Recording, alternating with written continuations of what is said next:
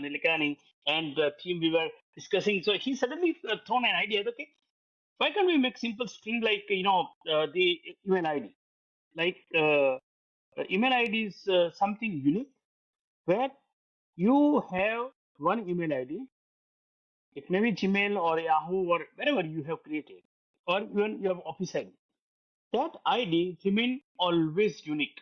Wherever you are, whoever you are, wherever you are sitting in the world. But if I say xyz at gmail.com, that belongs to Mega. That means that that email will reach to you. To have that mapping, that email ID belongs to you, and I'll just send an email. Same idea we translated into UPI.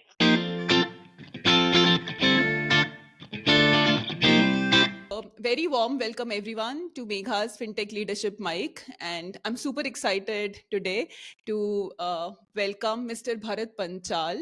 He has got 3 decades of experience. I know Bharat sir for last many years, and I have seen him speak, present at multiple conferences in India and outside. He has been the founding member of NPCI. He worked there for 8.5 years, was the chief risk officer. In fact, the original designer behind the cybercrime portal, also the portal which we all use often and has been like a flagship product of Ministry of Home Affairs. Very warm welcome, Bharat sir. Thank you. Thanks a lot, Maya, for inviting me for this very brilliant show. I have heard a lot about your great show, and in fact, I was super excited to reach out to that. Why don't you call me? And it so happened that you called me. Thank you, sir. Thank you. And if we have Bharat sir, like who's been the mastermind and the founding member of, NPCI, how is it possible that we don't start with UPI? So let's start Thank with you. UPI. If you can explain it in simple terms, something which like my mother or a father or an elderly can also understand. What is UPI? What is this big thing which India has created called UPI? Let me start with a very great quote of late Dhirubhai Ambani. And, I was fortunate to work with Reliance way back in 2004. And he coined one great quote that idea is no one's monopoly. So anybody can generate idea. It's all about how you implement that idea, right? So I think the whole credit of UPI today, it is that great innovative idea which we. Let me come to your original question: how UPI work or what UPI is. So before that, I'll get into the history of UPI. So though everybody know that it was in 2016 we launched in April 2016, but originally there was a product NPCI developed way back in the beginning of 2011. That was IMPS, Immediate Mobile Payment Services, and that was true real-time payment transfer system innovated anywhere in the world. You know, when I mean what I mean by real time, that means you can transfer money from one account to another account of the same bank. That is real time. That is not real time, right? But transferring money from one bank account to other bank account on the instant, handshake between two banks, that was not existing. So that NPCI innovated 2011. But there were many teething issues. When I have to ask you that, Meda, you please send me 100 rupees. So what I need to tell Meda that, okay, what is my account number? In which bank I'm having my account? What is my type of account, current or saving? And the most difficult, IFSC code. Now, we being in banking system, sometime, not sometime, many a time, we have no idea what is my IFSC code of branch where I'm having my account. And you're expecting a common man to get all this detail and send somebody that, okay, you please send money to me. It was very, very cumbersome, though it was very, very innovative, but it was not practical from the implementation point of view. So we found that, okay, how we can socialize this product. So one of the idea came in 2012 or so, that currently on instant transfer mode, there was NEFT only. I'm talking about 2012. But NEFT was again not real time. You have to initiate the transaction. Money will park sometime, and it was in batches. So one can transfer money, but maybe after 1 hour or 2 hour, or if you transfer after 7 p.m. evening, money will credited in your account next morning. And if it is working day in between, sorry, holiday in between, then after Saturday evening, Friday evening transfer may credited on Monday morning. So immediate mobile payment IMPS became an alternative to that. So it was real instant, and people found it very easy because same information you are giving into NEFT registration, same you can do in IMPS, but the the speed of transaction was truly real time, right? So then it became quite a popular alternative to NEFT. But still we wanted something great. So uh, you know that MMID and that mobile application of the bank, all this infrastructure was in place. But what was missing? That was one, the ease and convenience to customer, how they can simply use it, and how we can avoid sharing lot of information to a stranger or anybody for that matter for just initiating a transaction.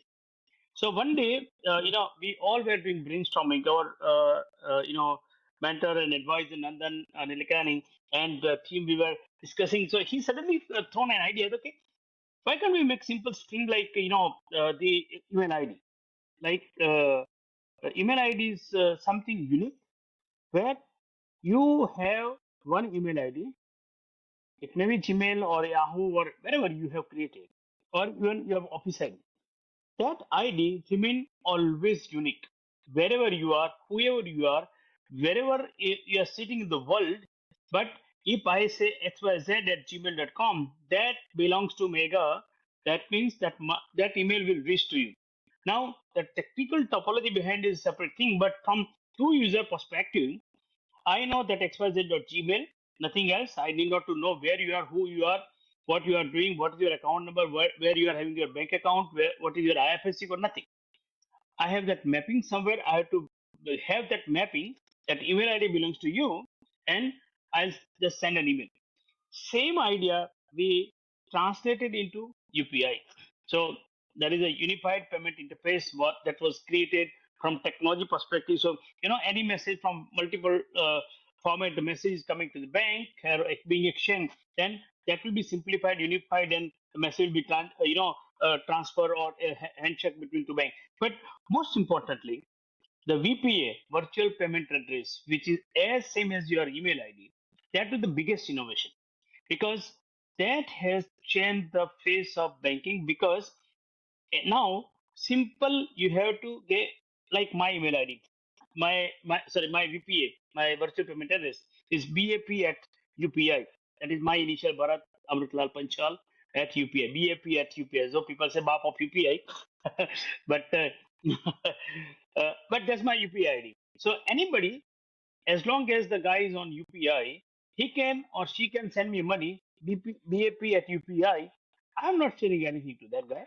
I'm giving only 3 at the rate 3 at the BAP at UPI, which talks essentially, which carries my full name, my account number, my bank, my IFSC code, or whatever information is required, and the money will come seamlessly without any kind of disruption in between, straight through in my account. That's a simple way of explaining UPI from the customer's point of view. Yeah. We added QR code. We added QR code again for ease and convenience of customer, because sometime, not sometime, rather in India. I mean, it's not that everybody understand English. It is just uh, people, those who are living in India, but those who are living in Bharat, for them it is very very difficult. Or even look at the elderly people; they can't punch in the full string and all this. So QR has become one more excellent way of making a payment, because anybody can open this scanner and just do it and uh, put this pin and amount. That's it. So I think there coming back to the original story where I started, idea is no one's monopoly. We got that idea. We were fortunate to, materialize that idea to the scale and volume and veracity and velocity of what we are seeing. As I speak, yesterday, NPCI data suggests 14 billion, which means 20 lakh crore rupees being transacted on this platform. It is unheard of. It is a great trust and kind of confidence. The country, the ecosystem, the bank, the regulator, the government, and everybody is keeping on that system, which I was fortunate to be part of that. Yeah, no, it's indeed extraordinarily remarkable with the volumes which we see on UPI. Every time I check it, it's just breaking another record. So it's a very big thing. But now I understand. So in a simple terms, if I have to explain somebody, we can say like an email ID. If you have the email ID, the email comes only to your email ID. Likewise, on a UPI ID, the money comes directly into your bank account and Yes, nowhere else. yes, yes. As long as you are giving correct email ID and correct UPI ID, money will come or go. Because that's where the the the opposite side of my friends, I mean fraudsters, they have found a way to just misguide the people. But anyway, we'll talk later on this. Right, right, absolutely. And sir, a lot of my friends still get confused on Google Pay versus UPI or Paytm. So again, in a simple terms, how do people understand? Okay, so let me since you asked me in very simple terms, it's like an airport. The Chhatrapati Shivaji Maharaj International Airport in Mumbai is one single airport if people enjoy in Mumbai. But that can cater takeoff and landing to multiple airlines across the world. It may be Emirates or Air India or Qantas or Ethiopian Air or Saudi Arabia, anywhere. I mean, that's a platform which airport is providing. Anybody's flight can land and anybody's flight can take off from there. UPI is that platform where every bank or whichever bank, I mean, I'm not sure that every bank is connected because there are so many banks, around 2,500 banks in our country, those who are connected in the whole ecosystem. But whichever bank has connected with UPI, that, that airport is that unified payment interface where every bank is connecting to that. Now they are exchanging their transaction, they are exchanging the information about their customers and completing the transaction using that interface.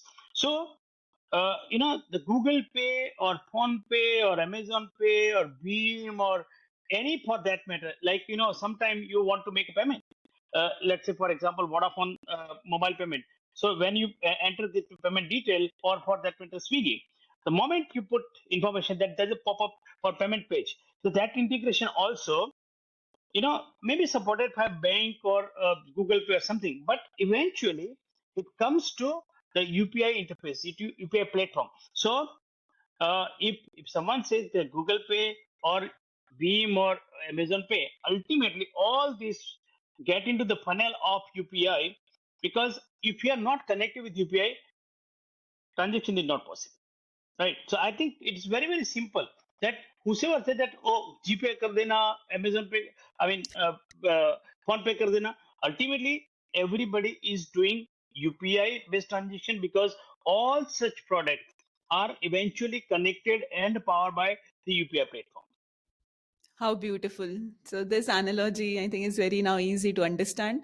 UPI is like an airport where now every bank can is like an airline, for example, and even the all these apps are also airlines which are just providing services to customers but leveraging the services of or the foundation of the airport.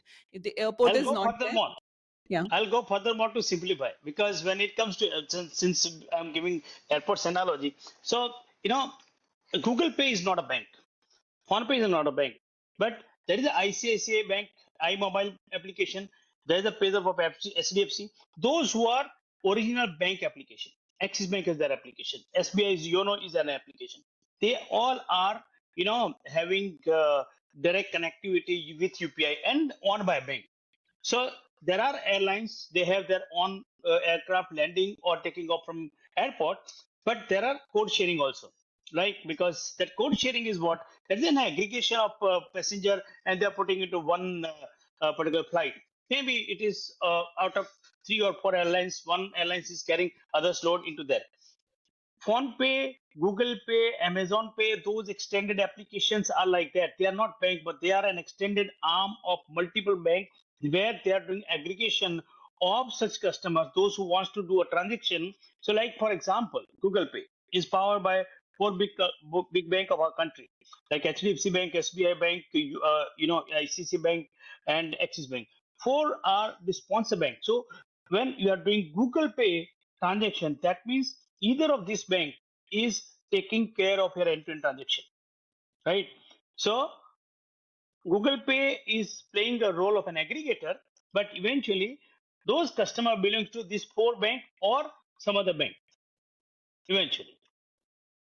Right, right. This is powerful, and I think this analogy is something which will help people understand in a very simplified terms. Thank you for using this example. I'll remember Thank this you. airport example.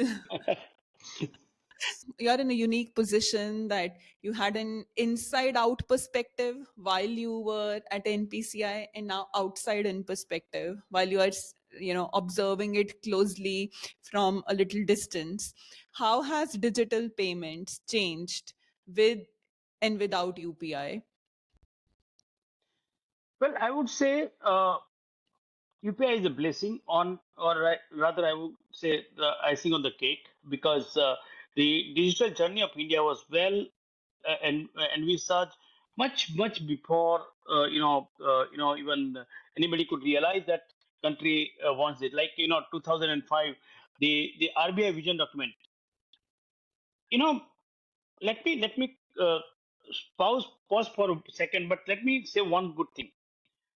Whatever we are today, with UPI, without UPI, or wherever we are, large credit goes to the foresight of regulator, because the regulator has figured it out. They're always much ahead, far more sight, far visionary in terms of what country need and what control, what is and compliance requirements. At the same time, what time controls are also required, right? That is what is regulator's job, and our regulator is done fantastically, because uh, people are aware about the benefit of digital payment banking very recently, but regulators thought in 2005 that India as a country need to have very strong, robust, sustainable payment ecosystem, because multiple reasons. Of course, the size of country, the economy, the scale, the population, the business, all these factor a lot. So when they found in 2005, it was reflected into the vision paper of RBI that India need this kind of operation or kind of organization to run payment ecosystem. And that is how in 2009, when finance bill was placed in the parliament, by virtue of that, NPCI is born. NPCI was constituted as part of that bill, and we started with multiple things. I mean, the first and rather I would say only digitization what we had seen so far before 2010. Of course, RTGS was there, NEFT was there, but it was, operated by RBI, and not everybody was used to, because of multiple reasons. Bank may not have wherewithal to invest a lot in technology. Technology was not that easy to implement at that point of time. Bank had a serious legacy issue of technology which cannot be replaced overnight, right? So because of those kind of reason, it was not proliferated. You will surprise in 2010 or 11, before we NPCI launched RuPay card, hardly there were 26 banks of the country were issuing debit or credit card, right? Around, if I'm not wrong, around 47 banks were having ATM in our country. So from there, the whole journey started. We came out. NPCI came out with NPCI and 8, which connected around 250,000 ATM across country, across all the banks. And from there, we launched RuPay card. We launched IMPS. The check clearing system started. Meanwhile, between RuPay and UPI journey, the great product which is very very close to my heart was DBT, direct benefit transfer. Where using Aadhaar, marriage between Aadhaar and banking system has given a different scale or different ease in the rural part of the country. So uh, that has brought multiple avenues together. Uh, and another credit goes to the government naturally because after 2014 NDA government came in power, every other program directly or indirectly was linking to the banking financial inclusion for people. Like first program was PMJDY, Pradhan Mantri Jan Dhan Yojana, where at least there was a mandate that at least one person of the family should have banking account. We got around 250 million people suddenly in the banking ecosystem. So they started using technology because by the time we launched so many products, which was giving multiple options for anybody to banking. Then uh, apart from that, direct benefit transfer started linking with Aadhaar. Again that was very very very I would say uh, kind of so much robust, so much a unique product nowhere in the world. But okay, we'll talk sometime later on this. But AEPS or other animal payment system brought many people in the rural part of the country in the digital ecosystem. And I think on the cake, the flagship or I would say crown jewel of India's payment banking system, UPI was born. So all these things, with or without, probably uh, that was the vision what regulator had envisaged. That was the vision or dream government has seen, and thankfully, we got very great people to support that at NPCI management, the board, the regulator, the banking ecosystem. And I think, uh, it was a great time when we were rolling out one after one product. We were getting blessing from all the directions. Like, हम हिंदू सनातन धर्म में बोलते हैं, हर दिशा से आशीर्वाद प्राप्त होते हैं ना. It was that kind of time. I think India is blessed not only by peoples on this earth, but it was some blessing from Almighty also. Yeah, absolutely. So it was built on a strong foundation. The work started in 2005, and then gradually, we had this Jandhan Trinity, Aadhaar, and all these things also paving the way with a very supportive regulator. But people just see the tip of the iceberg and feel very excited with the UPI success. But as you said, that the foundation was laid much before. Before. Yeah. Um, a little, contested point that UPI is doing exceptionally well, and I'll talk about myself for last many months and maybe a year now. I just don't carry my wallet. The phone in itself is, it has got everything. What is the impact on Mastercard and Visa? India is a population centric country where our on need are so much so high. There is nothing to be seen as a competition going outside or doing for something else. But we have so much of demand in pipeline. There is no harm to have multiple players here, and everybody is doing great.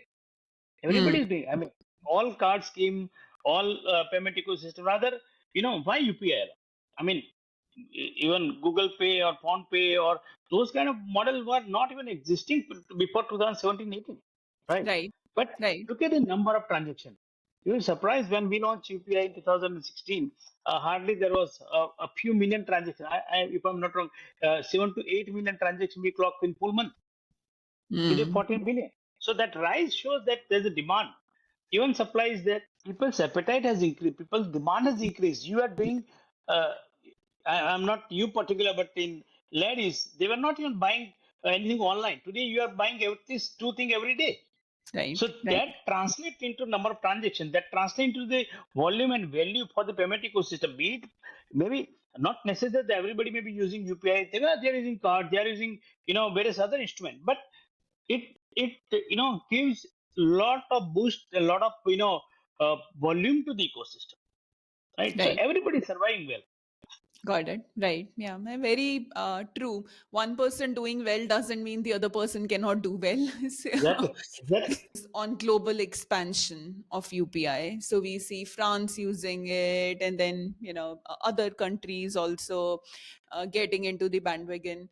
Was it planned originally, or is it that it evolved over time? And what's your comments on global expansion? I'm not sure it was planned at the original time. It is depending upon success at home. Naturally, there are demand. We have also adopted the worldwide solutions. We have also adopted many of the technology which was grown somewhere else. So naturally, it is it's a the give and take policy. So what something great we have done. There is absolutely no harm to go across the world. Like my another very close to heart, that is ISRO. ISRO success. Earlier we were full dependent on French Guiana to shoot our rockets. Today ISRO has developed its own capacity. The entire world is giving their satellite to India to launch. UPI is Mhm. something similar innovation where there is nothing wrong for it to go and go global. And I'm sure that the kind of innovation what we have done, it has real great potential to become a global product for anybody and any country to use it. So naturally, it is a natural, kind of innovation which goes naturally in the market. Right. Yeah. Right. And maybe you would have heard this million times, that did pandemic led to this digital exponential growth, or it was anyways coming? I would say not pandemic alone. There are two events which has really blessed. One was demonetization Mm-hmm. in 2016. The other one is pandemic for sure.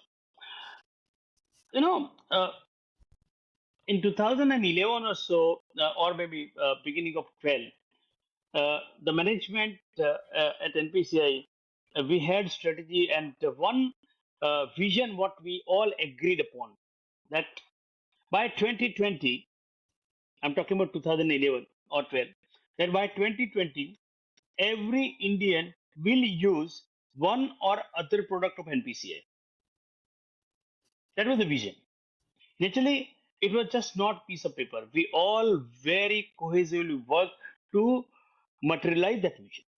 I mean, you have seen that multiple products, right from NFS National Finance and Switch to FASTag, all these products have kept that vision always in mind. But I must admit that this two event has not only materialized our dream, but it has exceeded our the vision what we saw at the time. Because pandemic was, I'll come pandemic later, but look at the demonetization. Demonetization was all of a sudden happen event. Nobody was prepared, right? But that was the time, it was coincident that we launched NPCI and the UPI UPI went officially commercially in the market on 29th of August 2016, and immediately after 2 months demonetization happened. Right, it was 8 November, if I'm not wrong. Mm-hmm. So in 2 months only, where we wanted to run, and suddenly demonetization given a runway to us. So all of a sudden the UPI came into limelight. The government mandated to develop uh, agnostic to bank application that anybody can do. Then that is how Beam Bharat Interface for Money was born. We took hardly 1670 days to develop, not, yeah, 1670 days. And 30th of December 2016, Prime Minister Mr. Modi launched in Delhi. And that is where people, after a lot of effort gone by the government, 100 digital mela across country, lot of workshop. In fact, I I was running one city to another city every day because of the whole program. But everything has yielded a lot because people realize, okay, this is very very easy. Nothing, no, there's no harm, because what you need is two part. Two things are very very important to sell a product in digital economy. One, the trust, confidence, and the convenience. Any UPI application, irrespective of the brand name, but these two things are always there: trust and convenience. Because uh, money definitely goes into the account to the intended person as long as you have typed correct thing, and you get confidence that yes, you got a confirmation that money is gone. Is I think it's a synonymous to UPI, because UPI itself is a mark of ease and convenience for people. So that was people started adopting, and the journey started. Pandemic was, I think, that was the greatest event, though it was the most uh, bad event, at least in our time, that we have gone through that bad time. But that has yielded a lot into uh, adopting digital like anything. Let me ask you cross question, Omega.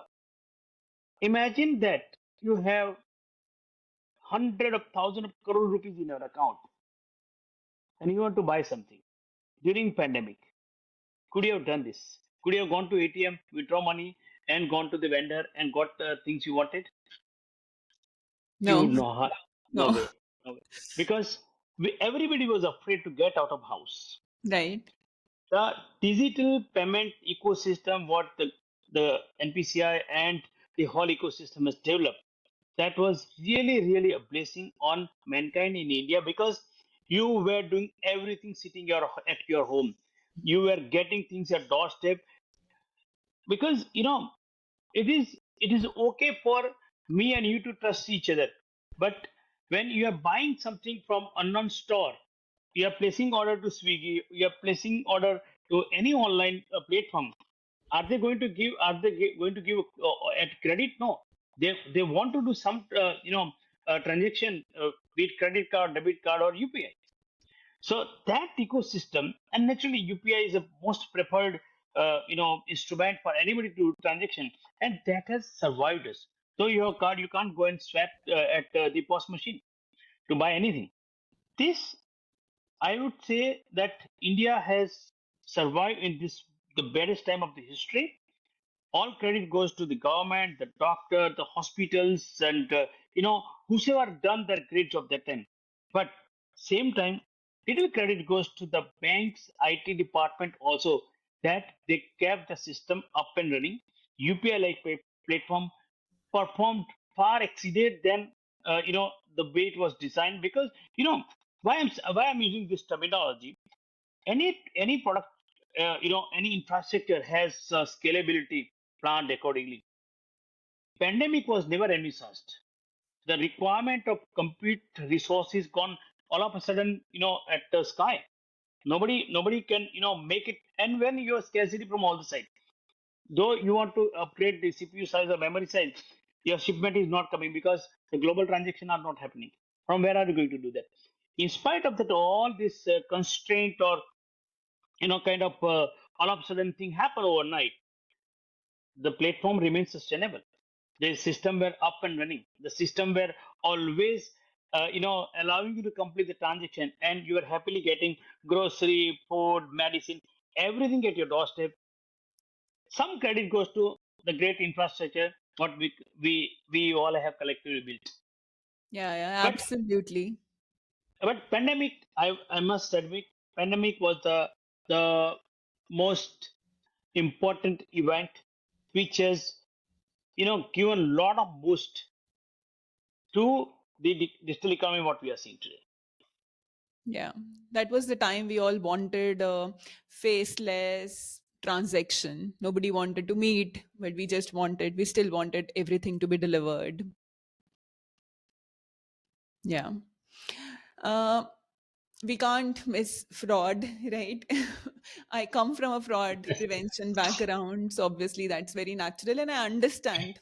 But for common public, there is this impression that uh, by doing online transactions, by using UPI, am I exposing myself to newer types of frauds? So, what's your take on that? Well, there is impression built that digital has brought many frauds. There's absolutely no doubt, because there are multiple factors which says the fraud have increased, and you and me both have worked a lot in fraud prevention, so we know much better that what was the scenario a few years ago and why it is completely different. But let me give two three simple analogy. The simple analogy is that when you are doing transaction, digital transaction, one, we need to give enough attention while doing such transaction, because when we were using, when I mean, still people are carrying a wallet to carry cash. Are we living somewhere else? We are always keeping our pocket or in a safe place. Even after coming at home, we put it in the right place. We don't even open when somebody, some stranger is there. We never open our wallet and show that how much money I'm carrying. Then why that laxity when you're doing digital transaction? This is a simple question. Because see, my experience of last 12, 15 years, and especially during NPCI, because I've seen the rise of entire digital payment ecosystem. At the same time, I've seen the rise of frauders. Right. So first time in 2012, I think in Oshiwara police station near, there was first ATM got compromised. It was a skimming case, and many police wala all lost their money. That was the first non-skimming case in our country. From there till yesterday night, where I read that some one big businessman lost 10 crore rupees in the fraud, because he got duped by some protester for investment proposal in the stock market, where he was giving committing 50-60% return in 7 days. Now where this the paradigm shift has happened. And I'm telling with lot of responsibility. I've said this statement 100 times. I'll keep on saying, because I have data, and I have strong belief based on the analytics or my own experience while dealing with so many frauds. See, in India, the platform what NPCI or the whole banking ecosystem has developed, that platform is the most sophisticated, most advanced, and most secure platform anywhere in the world. Anywhere in the world. Because why? In technology, you understand better. In technology, having legacy is a problem. Because if you're working on mainframe and Pascal and those old days, it is not possible to bring flexibility and in the entire ecosystem. We were not having any legacy till the time 2011 or 10 NPCI started. The banking ecosystem at large was not having any legacy. We brought everything new, brand new, with full advanced technology. So whatever control, whatever systems were available at that point of time, we have used that. So that give more advanced compute power, but at the same time more advanced security controls. Right. So because of that, your systems are really built very, very strongly secure. Absolutely, there's no doubt. Of course, that technology has their own, it has its own risk. Right. So I'm not saying that, nothing is going to happen wrong, but technology risk, whenever it is exploited, problem happens. Worldwide is happening. There is nothing like a golden bullet that everything going to be secure forever. But the, the technology is safe, secure, the product are safe, secure. The same time, regulator has created such a stringent compliance requirement and control around any banking transaction, which is not at all be seen anywhere in the world. I'll give an example. The one time password, OTP, right? RBI launched that in 2009, mandated in 2012. Like a second You know, factor authentication. yeah. So at that time, we were not having teledensity what we are having today. Not everybody, of course, many majority of people were carrying, mobile, but last mile connectivity issue. There are remote places, no data available. Not everybody is having mobile. Even though RBI took a risk and mandated that there has to be second factor authentication, people laughed at us at how India is going to implement it, but mandated and actually implemented. Right. From there to all the control which we have collectively implemented, again with a lot of responsibility, I'm saying that we are the most secure environment, banking environment anywhere in the world.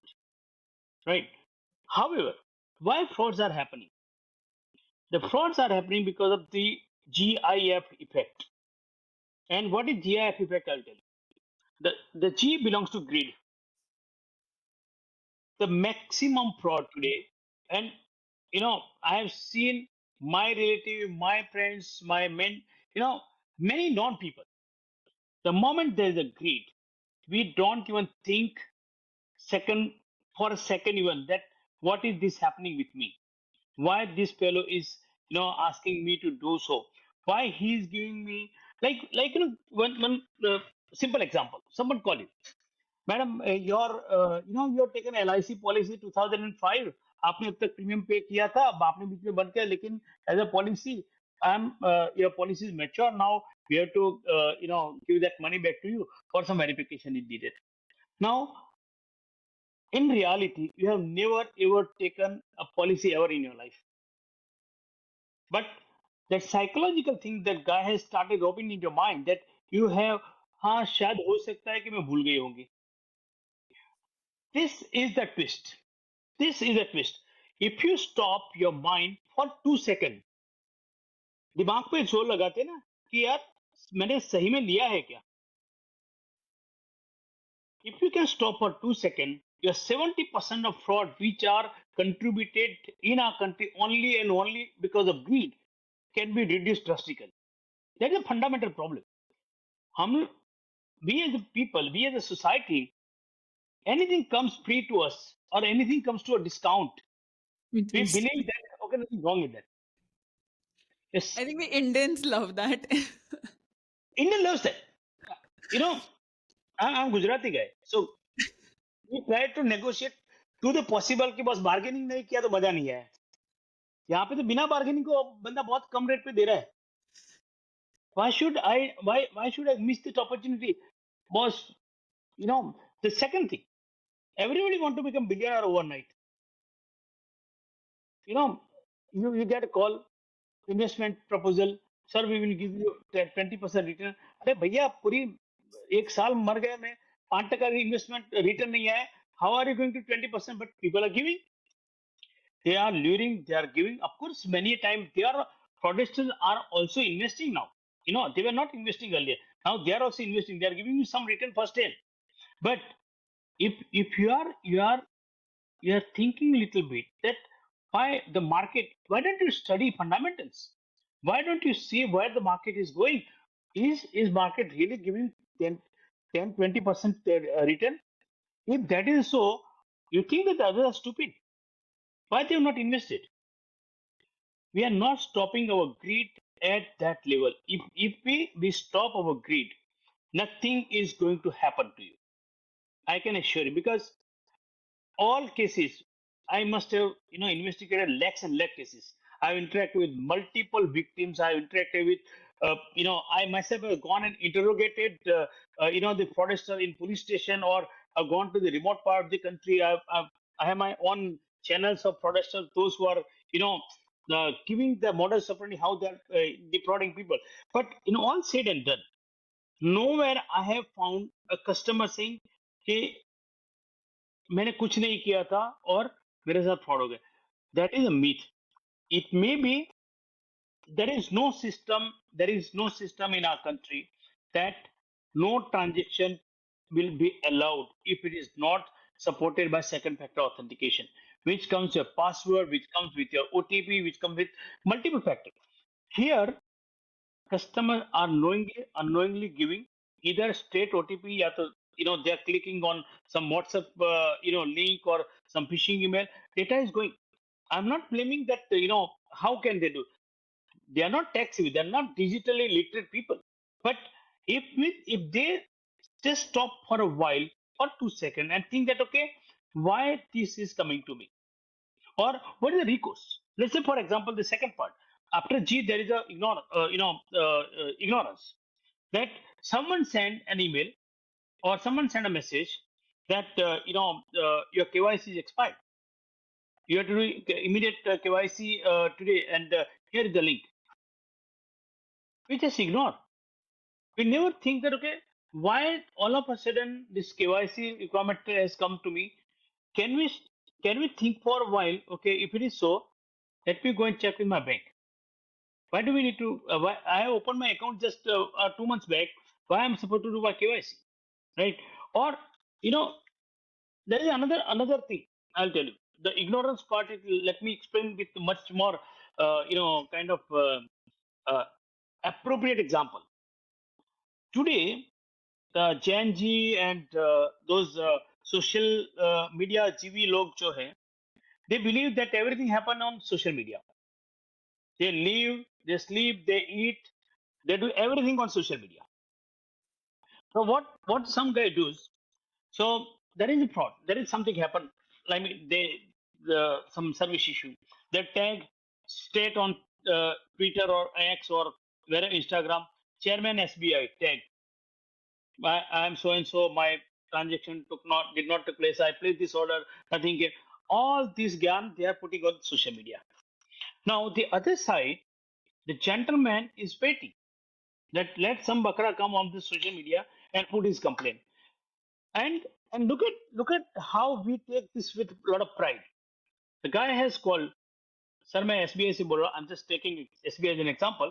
Sir मैं SBI से बोल रहा हूँ, आपने अभी अभी complain किया, आपका ऐसा ऐसा कुछ हुआ है, आपने ट्विटर पे डाला है, तो I am there to help you. Now between this, when the guy has posted and the call has come from the so-called SBI guy, the difference is only 5 to 10 minutes. So the guy who has posted, he is now taking pride. देखो बस मैंने bank को दौड़ता कर दिया अभी. Look the power of social media. I've just put it on social media and bank is running behind me. अब वो थोड़ा कॉलर ऐसे खड़ा करके बात करेगा, हाँ बताइए क्या करना है. नहीं सर आपका ये प्रॉब्लम हुआ था ना, तो I am assigned by chairman to solve your problem right now. तो now that ego has gone in his mind. Boss bank मेरे पीछे दौड़ रहा है. So that the fraudster, he has defrauded like this chap. He has defrauded some 100 people. He has gained mastery into this. The fraudster never ever give any kind of hint to this guy that he is not from SBI. He is calling from somewhere Jamtar or Devgar. उसको पता नहीं चल रहा है. अब ये बंदा जो है, जो the guy who has put this data on social media, now he is completely mesmerized by a fraudster. और उसको बोलता है कि sir you give all this, I am doing verification, card number, pin, and finally he is not giving asking for OTP. Finally, he is saying that since it is fast track complaint, I am going to generate one code for you, so it will take over on other queue and your problem will be solved very quickly. So there is a unique number I am giving to you. You will receive on your mobile. Give it to me. It is not unique complaint number. It is an OTP. Now that also you are giving to the fraudster. And after all this episode is over, the guy is saying, "Sir, you will get money in within 5 to 10 minutes in your account." वो बंदा अभी भी collar खड़ा करके ही चला के भी पैसे मेरे अकाउंट में आएंगे. After this conversation is open, the money is debited from his account. The call which he got from that number, that mobile is switched off. The fraudster at the other side has gone to the ATM, he has encashed the money, withdraw money, और mobile सब पूरा SIM card फेंक दिया. So that's a ignorance, because we do not think for a while. The ignorance cost you a lot. Now, absolutely, there is no problem from the bank side. There is no problem with the UPI side. There is no problem with any card scheme. You have given everything. 70% people fall into this trap because of greed, 15% because of ignorance, and 12 to 15% another set of people. There is a great fear once you create in somebody's mind in today's time that your mobile is going to be switched off, your SIM card is going to be blocked, your bank account is going to be suspended. In these three scenarios, as if we can't survive without mobile or without bank. Of course, the UPI has made this habit for people that we don't carry cash naturally, right? We always just carry our mobile and we do everything. So that fear is legitimate. There's no doubt about this. But again, this is just 2 second medicine. Why this message to me? Why is asking for me to do KYC? Why he's threatening me to block my account? What I have done? In all such cases, the best medicine is go to nearest branch of your bank and see that what exactly is required, because you know at least you can take that pain. Just go to your branch, nearby branch, or you can pick up a call to the customer call center. My advice that don't do just Google for SBI customer care number. Go to SBI site. There is a contact us. You take that number from there, because fraudsters are also in that part where they poisonize the customer call center number. So don't do that. Go to the bank website, take it from. But you can check with them. Do I need to do so? Do I need to give my people? So if you wait for 2 seconds again, be it greed, be it ignorance, be it fear, GIF, the medicine is 2 seconds. Stop, think why this is coming to you, why he's asking for KYC, why he's threatening to block your SIM card, why he is giving a free of cost, why this thing is coming to bear. I've never ever purchased any policy or anything like this. Your Yeah. 95% fraud will be eliminated by just simple 2 seconds pause.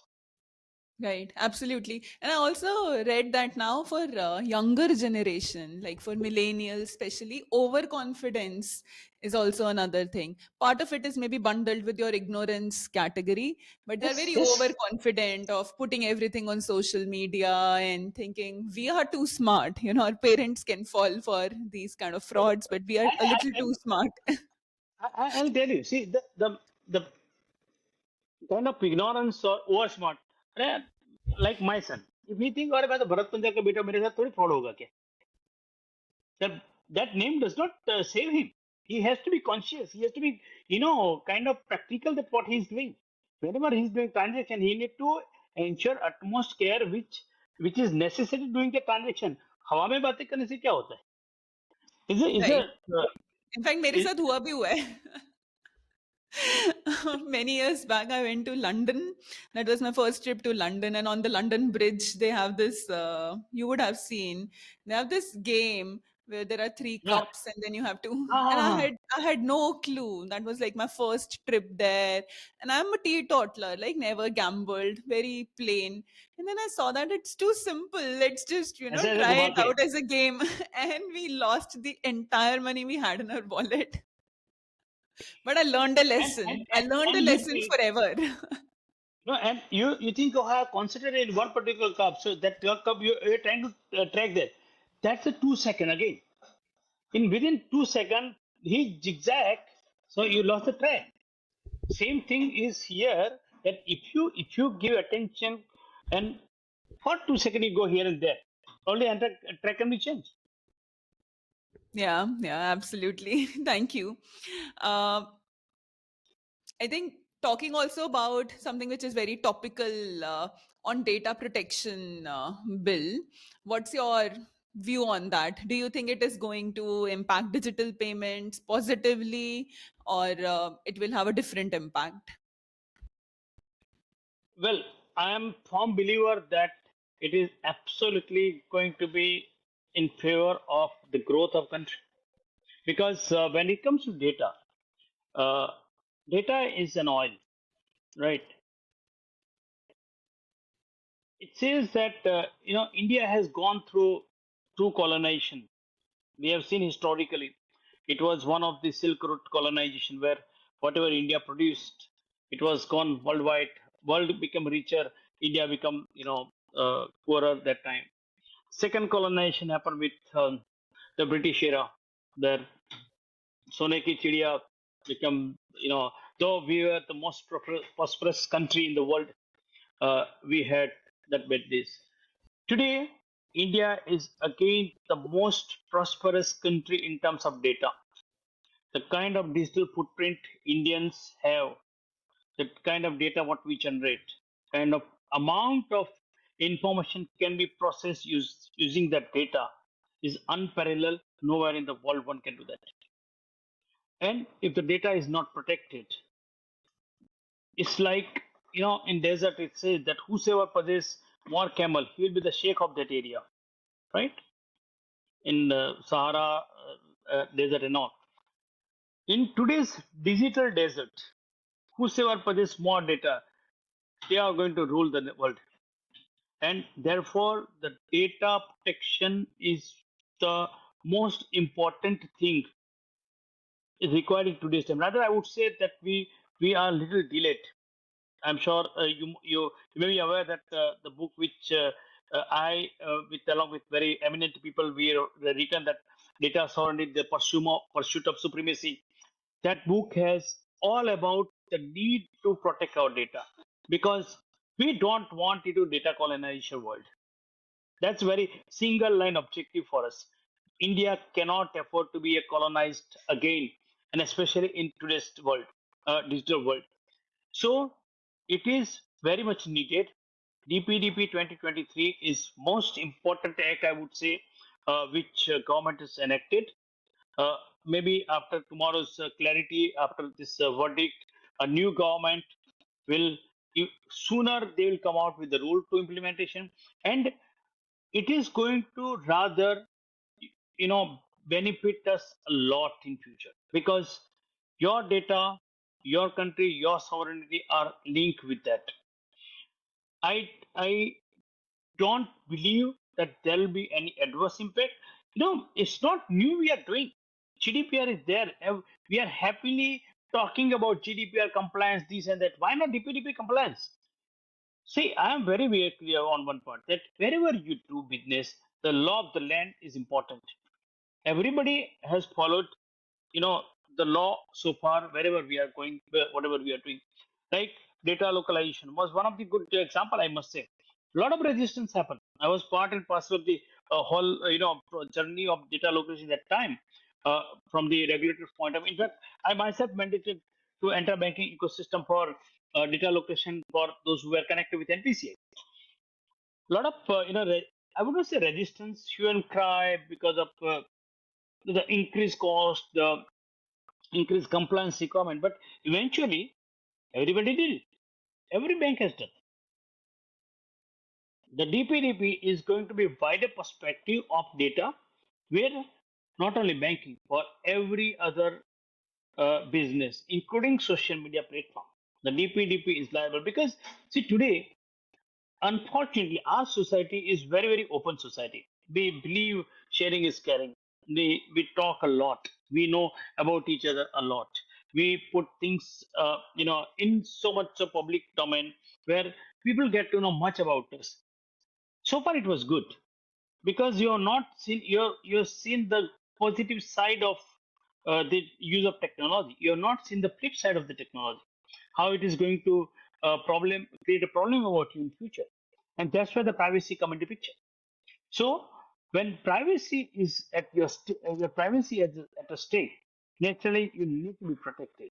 You need to have kind of legitimate framework, legal framework, where you can go and challenge that. How dare you take my privacy at stake?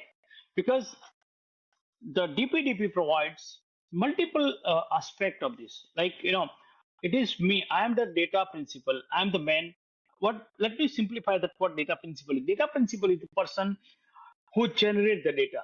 My name, my birth date, my occupation, my all other information belongs to me. My mobile number per se is my property. So I am a data principal who own that.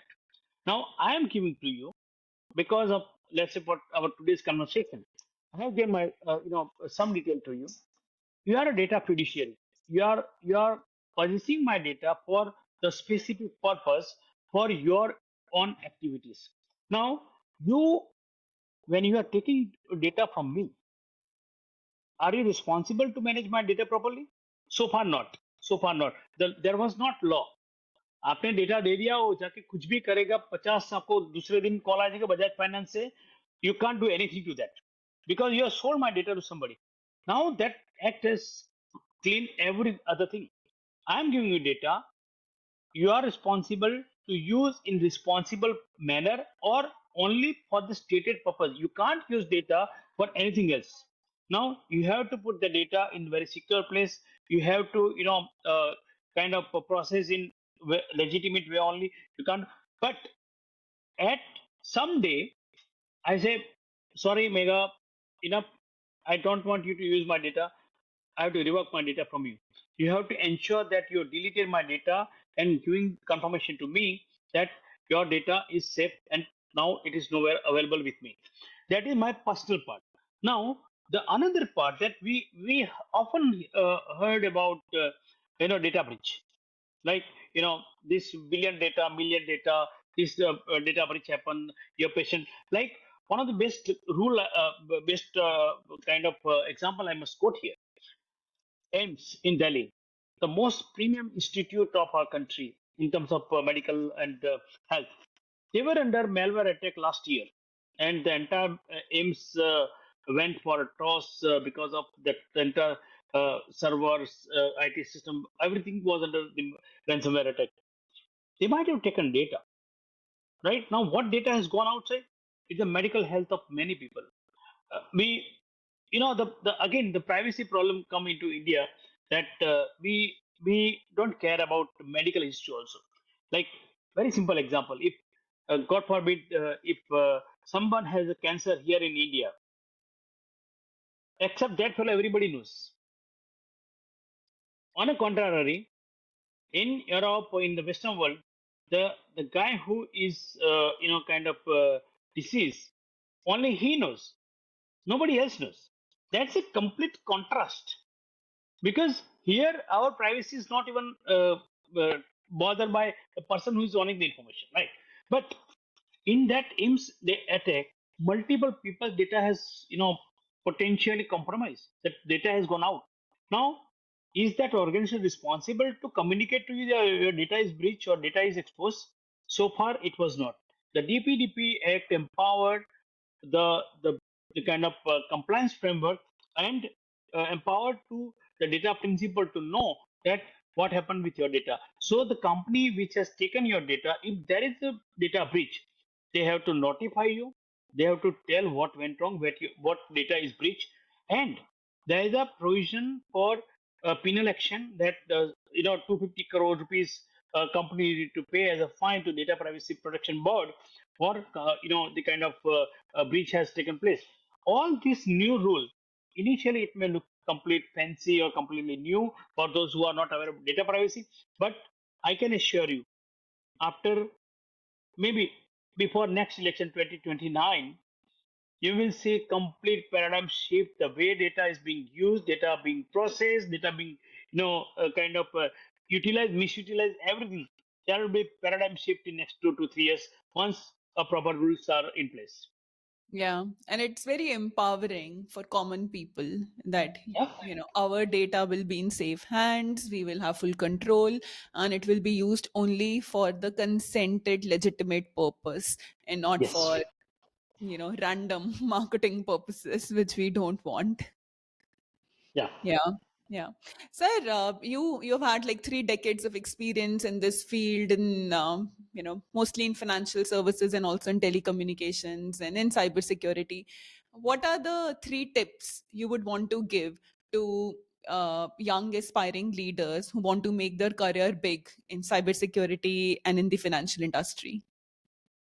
When you are in risk, you have to take risk. If you are not taking risk, how others will take risk? That's a very fundamental thing, because as I told you that in this and the security and control function per se, people don't like you, because you always start with ये सब तो ठीक है लेकिन इसमें ये नहीं है. Yeah, it That is happens with how we are me. supposed to take any risk professional for that matter.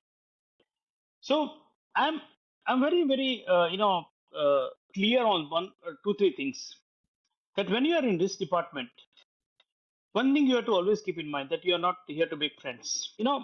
How good I can describe a risk manager has to be, or how one has to be. Someone wants to be a successful risk professional. Munna by MBBS, the great blockbuster of Sanjay Dutt and with Chopra. So there is one good scene where Dr. Asthana says that if I see my daughter lying on the table, for operation theater, if my hands shake like this, then I'm not fit to be a doctor to operate her, because I'm seeing her as my daughter and not my patient.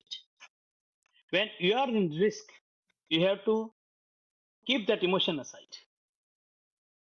You cannot be, kind of emotional to the attachment or attached to certain things, because then you will not give, justification or justified output for the intended purpose, because you are biased. risk is not Risk professional cannot be biased. They have to say yes or no, or good or bad. I think that courage is very, very important, because in every aspect, whatever I have done in my career, I have also gone through multiple such challenges. But your determination and your clarity of thought or clarity of points are the big asset to present yourself to, wherever such discussions are going on. And I would say risk management is more as a common sense than anything else.